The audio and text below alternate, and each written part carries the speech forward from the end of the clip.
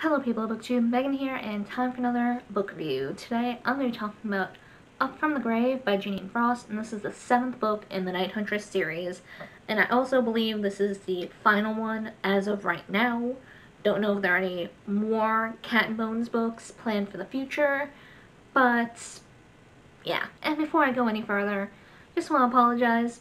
I probably look like a zombie right now because it's been a while since I've done eye makeup. I was experimenting and this is kind of a hot mess from what I can see. I cannot see properly because I don't have my glasses.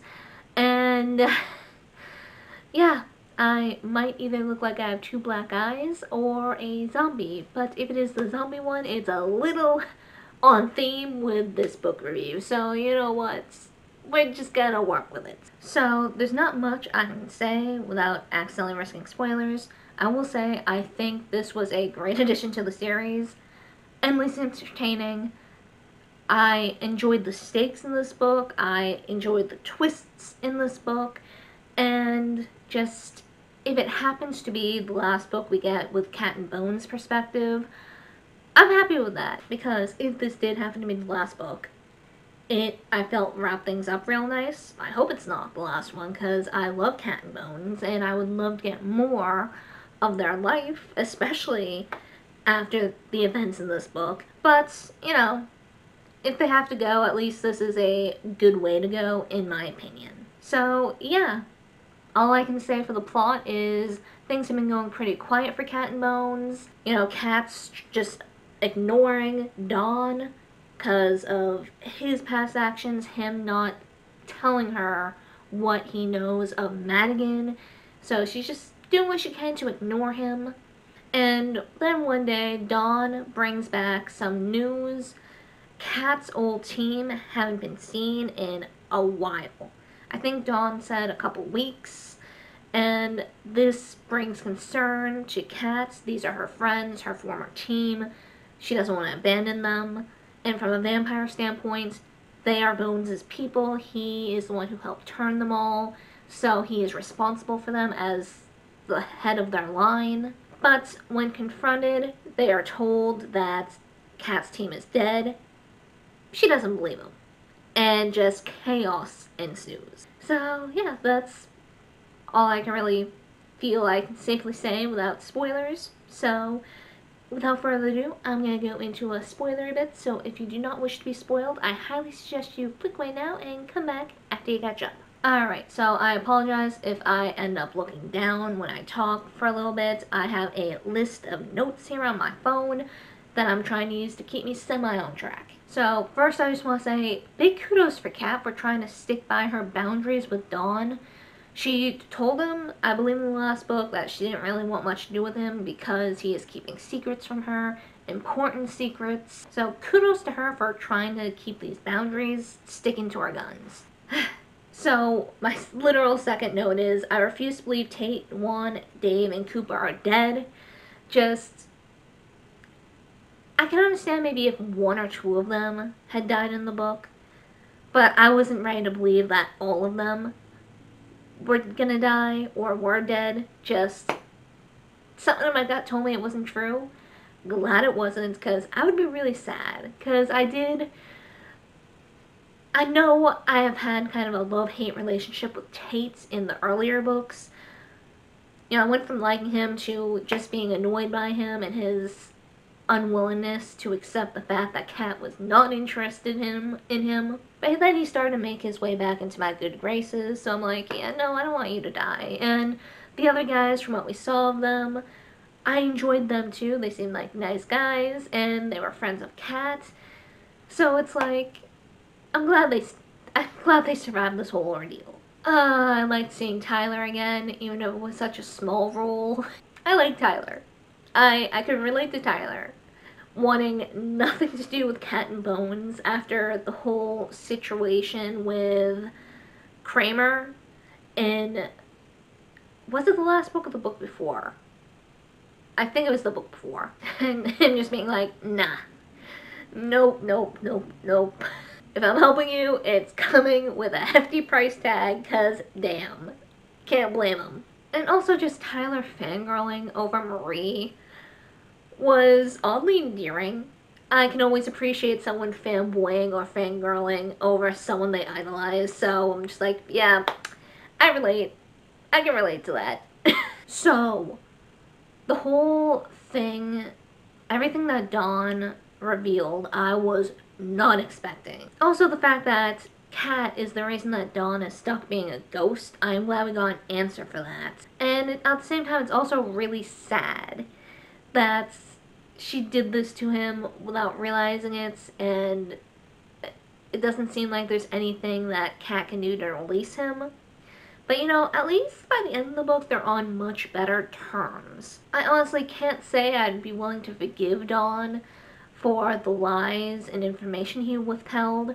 Like, if someone like Madigan was after me, like he was Kat's, I would want to know. And I'd want to know what this person was capable of. And it's like Dawn knew how close Kat was to the team. He had a special relationship with Tate. Like, I believe Dawn was like a fatherish figure to Tate, if I remember correctly. And just the fact that Dawn was so willing to just leave Tate in Madigan's possession just to save his own ass, I don't think I would be able to forgive that. Dawn's refusal to give information didn't just affect Kat, it affected people she was close to. So I personally would not be able to forgive that. Maybe if it was done to just me, I could forgive, but anyone who does anything to hurt my friends, no.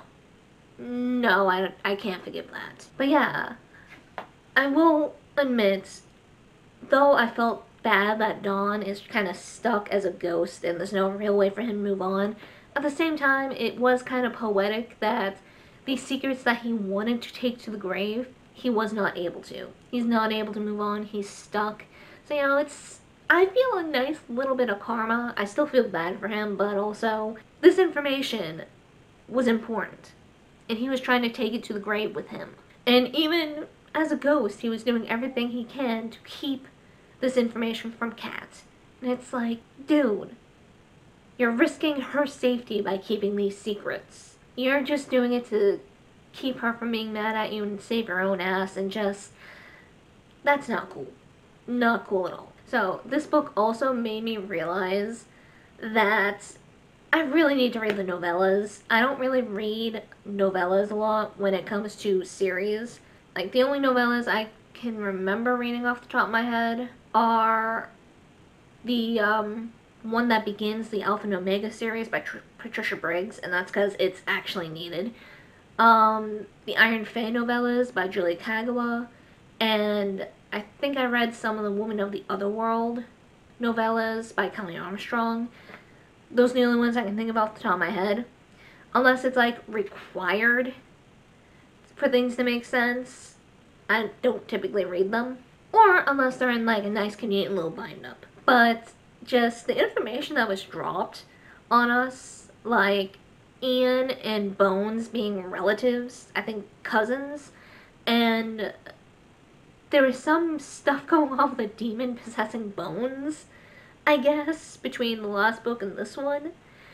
So I am curious. Those have piqued my interest, so I want to read these now. Even though I could read this book without that prior knowledge, you know, it's just stuff mentioned in passing, I want to read it now because I'm curious. And just Ian and Bones being related just makes me happy. I don't know why. And just Kat's little observations of Ian being super happy when Bones calls him cousin.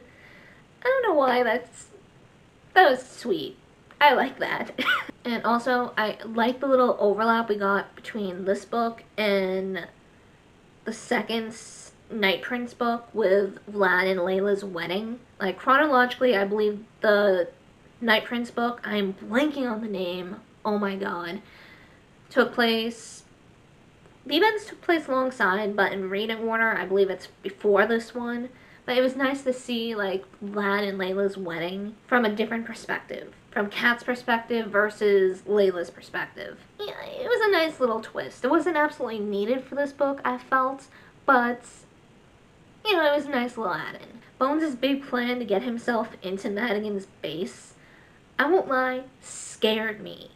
initially, but I wasn't too concerned for too long. Because, you know, before that whole scene, he was like, oh yeah, I have a way to get myself in there and look completely harmless. They won't be worried about me at all.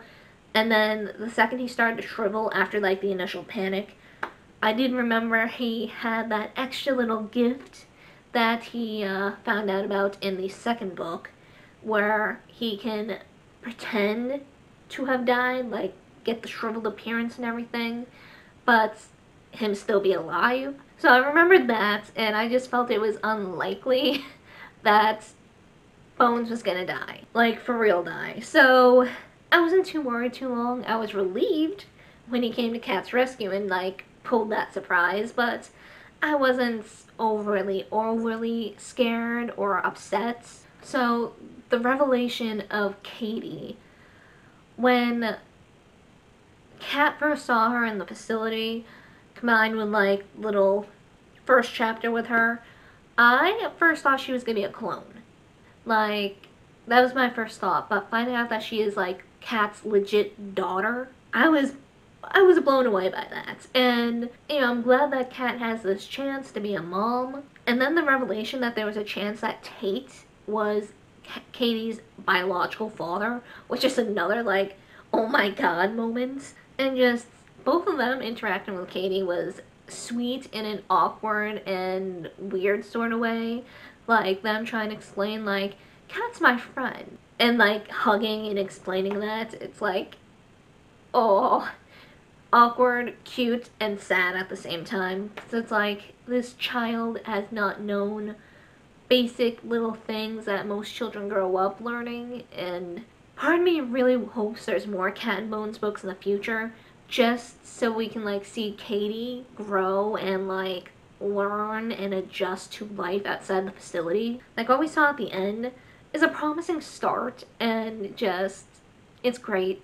I love it. And it would be nice to see more of that in the future. So one thing that I can't remember if it was like somehow brushed aside and like solved, kind of like when Macheras accidentally helped leak the fact that vampires were a thing back in, what was it, Eternal Kiss of Darkness or something? Blanking on the exact title. But I can't remember, did people manage to like convince humans like all the stuff that the demon released was fake? Or is it still like being figured out? I can't remember, but oh my god, shit got so real with ghouls and vampires being outed. So I enjoy Ian's character. He was humorous, he was entertaining, bit of an asshole, but that just added to the entertainment. But badass was one thing that I would not have coined Ian until this book. Just him going in on these ghouls when his friend and his wife are in danger. Just love to see it. Yes. Protect your friends. Yes. And also just, I like the fact that Ian, while an asshole, and it's been established he doesn't care about a lot of people in the world, two of the few people he actually gives a shit about are Spade and Bones. And just, I like that the fact that it was kind of reestablished in this book. Just, I love it. I love when friends establish that they care about each other, that just, I love good, strong friendships. And won't lie, they had me with the Katie's death for a bit. Like, they had me going for a little bit, but that was very cleverly done with Denise.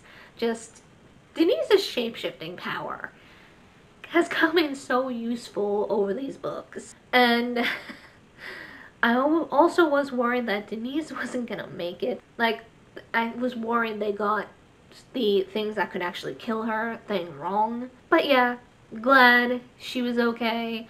I really hope Spade lightens up a little bit. Like, I understand it. It's one thing to know that your significant other is pretty much invulnerable to everything except like one or maybe two things. I can still imagine it wouldn't be too easy letting them put themselves in harm's way especially when that risks kind of exposing themselves and putting them in danger from the vampire law guardians and all that. But at the same time, it's like, dude, I know you care, I know you're concerned, but lighten up a little bit. She is willingly doing this to help you, both of your friends. And just last chapter or so, where Cat and Bones is coming to, like, give everyone, like, a formal goodbye while them, Katie, and some others go into hiding. Just, I like this new dynamic. This new cool little family Cat, Bones, and the others have now. And just, I love that it's not like a nuclear family. Like, they're allowing Tate to be there for Katie as a father figure. She's gonna have two father figures between Tate and Bones, and the fact that they're basically gonna be like co-parenting and just like learning to be civil with each other for Katie's sake. She's gonna have her mom, she's gonna have her grandmother, and then just Justina wanting to do better, wanting to make up for the fact that she hadn't been the most loving mother figure to Kat growing up, wanting to atone for that, and just her admitting that she messed up with Kat and raising her, and just the closeness they didn't have, and wanting to do better, and just, I love all that. I live for all of that. Just everything about that I just freaking love. There's not much more I can add. Just, I thought this was a great addition to the series. If this happens to be the conclusion for this series, for this part of the world, it was a really well done one. Like I said at the beginning, I do hope we get some more with Cat and Bones. It wouldn't surprise me if they pop up in some of the other series. I know we still have at least 2 books in The Night Prince. And then we have Ian's trilogy. So maybe we'll see some of them in those books, maybe not. Maybe someday. I think it would also be cool to kind of get a series with Katie. Just like with her more, maybe with her as an adult. Just, I think that would be really cool. I would be totally on board with that. I don't want this world to go away yet. I know the trilogy with Anna's done. I don't think there's any more planned, at least, Night Prince books as of now. Just, I want more of this world. I love this world. I love these characters, and even though I have like 5 more books for this Night Huntress universe, I'm not ready to say goodbye. But then again, I feel that way with a lot of books. So, yeah. That's really all I have left to say. For anyone still watching, what'd you think? Did you like this series? Did you like this book? Was there anything that I didn't talk about that you want to talk about? Let me know. Let's get a discussion going. So, yeah. That's it for this video, and I hope to see you guys next time.